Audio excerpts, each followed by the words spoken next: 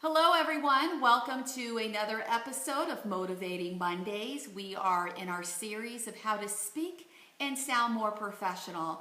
My name is Liz Peterson. I'm a speech language pathologist for over 23 years. My company is Speech and Voice Enterprises, which focuses on professional communication skills and behaviors. Today we're going to talk about don't be an uptone girl or guy. What I mean by that is for those who speak with uptones, or it's known as upspeak, I'm going to model that for you. It sounds very immature. It sounds like you're not confident. It's also not trustworthy. Can you imagine if I started this video by saying, hi, I'm Liz Peterson. I'm a speech language pathologist. I've been a speech language pathologist for 23 years. My company is Speech and Voice Enterprises, and I can help you speak and sound more professional. Now, if you are an uptone girl or an uptone guy, it's not your fault. Speech, voice, and personality are very heavily correlated. This could have been a behavior you picked up in high school, college, and you may not even be aware that you do it. Now, not all uptone girls or guys have dramatic uptone. It could be a little bit subtle to where you're just sliding a little bit on the vowels, but it's not as impactful as being flat on that step. Now, ladies, if you are an uptone girl, I say all over my website that this is absolutely the kiss of death for women who want to be perceived as leaders. When you speak with these dramatic uptones, you're sending your sound waves higher, positioning your voice to be thinner, higher, weaker, and more nasal. Those are not the voice characteristics of leadership.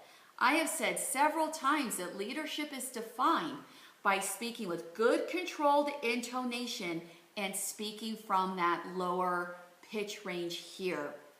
Now, the good news is that when you speak down that staircase, this isn't complicated physics. When you speak down that staircase, you are automatically sending your sound waves to your lower throat. So what you need to concentrate on is to continue to work that staircase and end on that lower step. Not an uptone one, going thinner, higher, nasal, younger, not credible, and not a blueprint for leadership.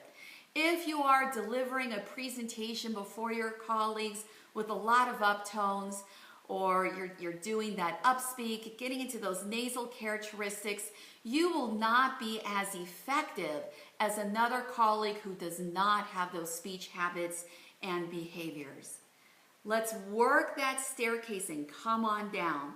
Now, during the next couple of weeks, if you happen to notice that you've had some upspeak, the fact that you've noticed it is very, very good because you're increasing your awareness to this behavior. Try to shape this behavior out of your speech by coming down the stairs and ending on a lower step. Now, this is why the staircase is such a great analogy here, because it's a concept that everybody understands. I've never had anybody go, ooh, I don't understand this staircase thing.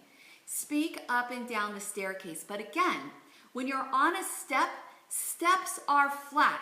They're not curved upward. So don't send your sound waves upward. Don't slide and glide a little bit on those vowel notes. As you move up and down the stairs, be flat as you come down those stairs for more professional intonation. Not all uptones are very dramatic. Oftentimes people will speak down the stairs, but then they'll kind of trail off straight. That's not as impactful as coming down the stairs and ending on that lower step. Make sure you don't slide and glide on those vowels. We should say book, not book, street, not street, and so keep it flat as you move up and down. If you are somebody who speaks with more dramatic uptones, what I recommend you do in order to shape this behavior away, you need to be very aware of it. What I recommend, and my clients have been very successful with this strategy, is that I recommend that you get a Post-it note for each day.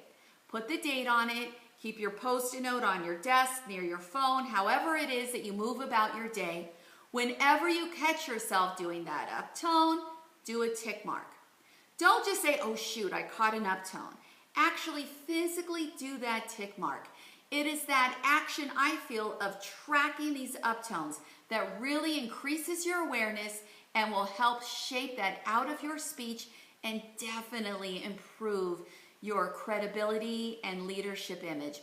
Work that staircase, move up and down, and on a lower step.